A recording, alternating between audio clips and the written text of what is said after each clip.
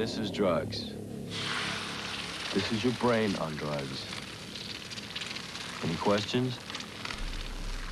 Nancy Reagan's Just Say No campaign is a sacred relic of the 80s and 90s. The compilation of cringy ads partnered with bad science and old school celebrities will forever leave a mark on pop culture. Nancy's campaign is only a small portion of the global war on drugs that will stay in history permanently. This video will dive into the war's timeline and several reasons for its eventual failure. As usual, here's our socials, quiz below, prizes here, and prizes people have won before. Before we start the discussion of the war on drugs, we gotta recognize that drug use was widely uninhibited in the United States since its foundation.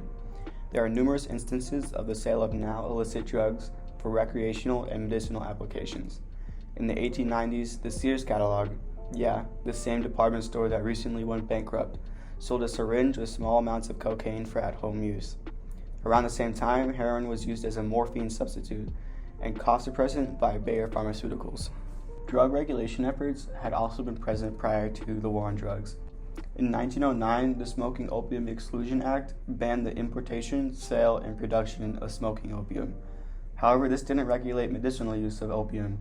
One of the most well-known regulation efforts was the 18th Amendment, which banned the sale of intoxicating alcohol. This amendment was eventually rescinded with the ratification of the 21st Amendment. Some could reason that this would foreshadow the effectiveness of the war on drugs, but that is up for debate. In 1970, President Nixon signed the Controlled Substances Act, which regulated drugs. Most notable from the act was categorization of drugs into schedules, which are listed here. As you can see, many recreational drugs fall under Schedules 1 and 2. However, I find it ridiculous that marijuana is considered more dangerous than methamphetamine, fentanyl, and Oxycontin.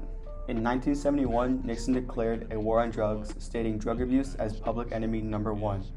Following through with his precedents, Nixon created the Drug Enforcement Agency in 1973. Despite these events, the war took a hiatus during the 70s. 11 states, Alaska, California, Colorado, Maine, Minnesota, Mississippi, Nebraska, North Carolina, New York, Ohio, and Oregon, decriminalized weed in the 70s. Even Nixon's drug committee recommended the decriminalization of marijuana in 1972, which Nixon ignored. During President Carter's term, he advocated for the decriminalization of weed as well. These progressive efforts ended during President Reagan's term in office. Spurred on by the crack epidemic that was increasingly portrayed on nighttime news, Reagan revived and expanded Nixon's war on drugs policies. In 1981, Ronald's wife, Nancy, started the Just Say No campaign. This set the stage for the foundation of the DARE drug education program. This educational program, targeted towards school-age children, was quickly adopted by school systems across the nation, despite a lack of evidence for its effectiveness.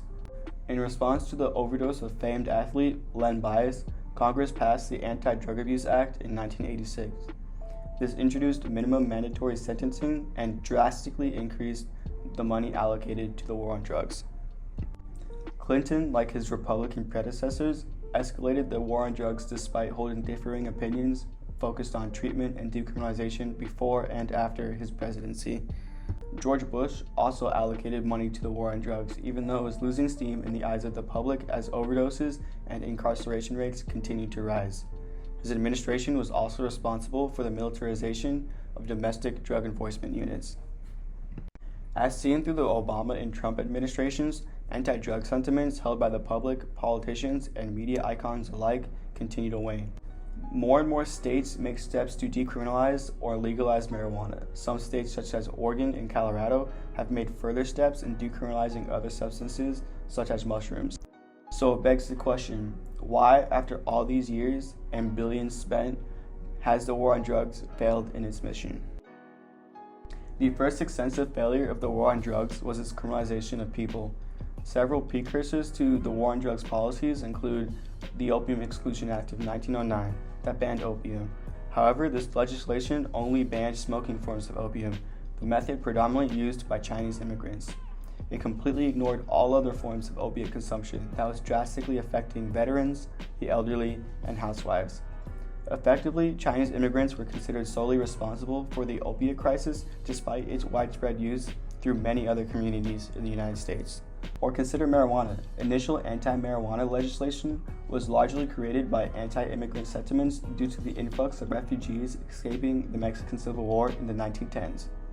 As Mexican citizens continued to immigrate in large numbers, Harry Anslinger, a government official, pushed to associate the violence-inducing drug marijuana with Mexicans and blacks. He manufactured a narrative that blacks had forgotten their place in society and emphasized the use of the Spanish word marijuana to create a strong association between the drug and Mexican immigrants, despite Mexico outlawing marijuana in 1920. In 1936, Hollywood introduced an anti-marijuana movie, aptly named Reefer Madness. Entirely sensationalized, it portrayed consequences of marijuana use, including murder, suicide, and mania. As a result of all this, the first year following the marijuana tax of 1937, black people were arrested at rates 3 times higher than whites, and Mexicans at rates 9 times higher than whites. This level of racism extends to the presidency as well.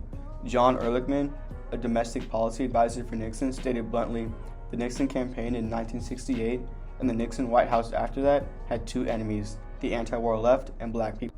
We knew we couldn't make it illegal to be either against the war or People Act, but by getting the public to associate the hippies with marijuana and blacks with heroin, and then criminalizing both, we could disrupt those communities. We could arrest their leaders, raid their homes, break up their meetings, and vilify them night after night on the evening news. Did we know that we were lying about the drugs? Of course we did. More specifically, it is clear that the war on drugs was founded on racism and as such would have disastrous consequences in relation to race. Some of these consequences include sentence disparities. In 1986, Congress passed a law creating a 100-to-1 sentencing disparity for trafficking and possession of crack by weight compared to that of cocaine. A person found in possession of 5 grams of crack would immediately face a mandatory minimum of 5 years.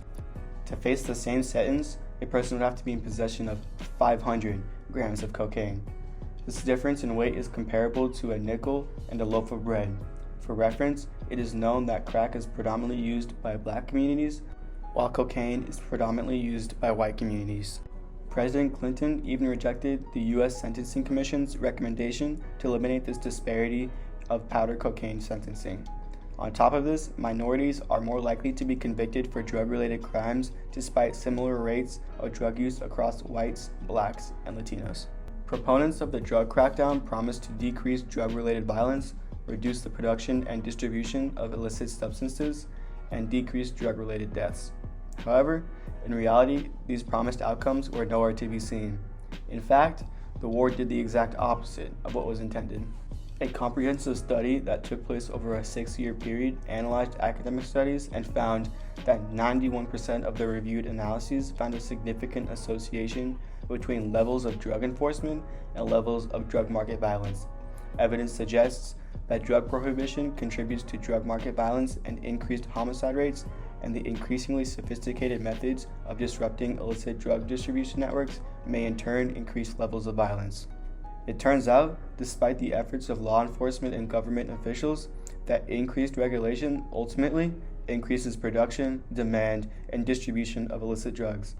Data from the United Nations Office on Drugs and Crime shows no reduction in the global production of cannabis, opium, and coca between 2009 and 2018.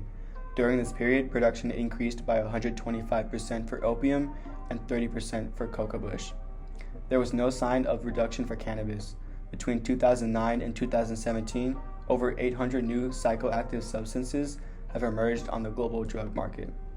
The UNODC has recorded that the illegal use of prescription drugs has reached record levels in numerous parts of the world, especially in North America. The demand for illicit substances failed to be reduced. In 2016, the number of people between ages 15 and 54 who used drugs at least once was estimated at 275 million.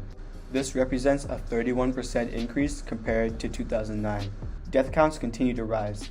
The U.S. Center of Disease Control reported a record high number of opioid deaths in 2015 at 33,091. In 2016, this rose to 42,249.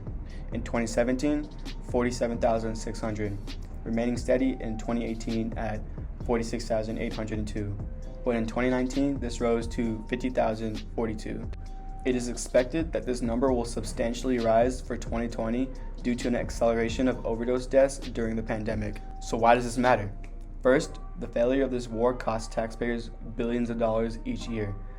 Since its inception, the war on drugs has cost taxpayers between $1 trillion and $2.5 trillion. The amount of taxpayer money is further increased when we consider the costs of incarceration. Second, the war exponentially increased incarceration rates in the U.S.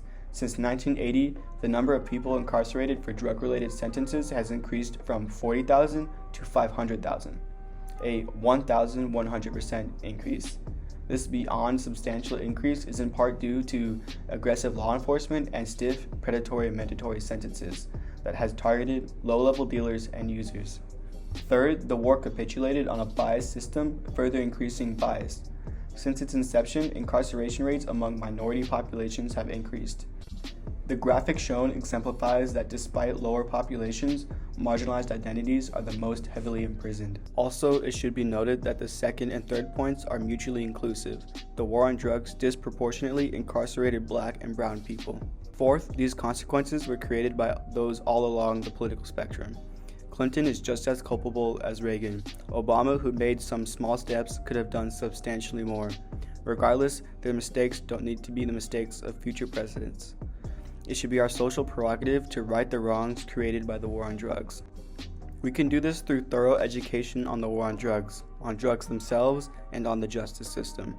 Electing government officials on all levels that support transitioning from the war on drugs. Supporting nonprofits focused on addiction treatment programs. These small steps at grassroots levels can collectively add to a shift in culture that I suggest is much needed to improve the future of this country. Thank you all for watching this video. Remember to complete the quiz to win one of these prizes. Here's the preview of the next two videos. Follow our socials.